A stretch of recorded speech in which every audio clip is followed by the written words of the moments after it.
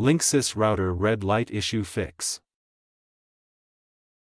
1. Check your internet connection. Ensure your internet connection from the modem is working by connecting it directly to a device, like a laptop. 2. Restart the router. Unplug the router, wait 10 seconds, then plug it back in to reset its connection. 3. Restart the modem. Power off the modem for 10 seconds, then power it back on, as this may refresh the connection to the router.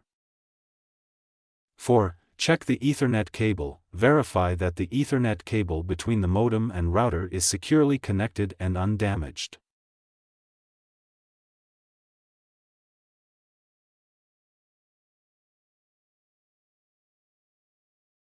5. Update the router's firmware. Go to Linksys' website, download the latest firmware, and install it through the router's admin interface for optimal performance. 6. Reset the router to factory settings. Press and hold the reset button on the router for 10 to 15 seconds if issues persist. Note that this will clear all settings. 7. Reconfigure your router. After resetting, use Linksys' setup instructions to reconfigure your router to match your network settings.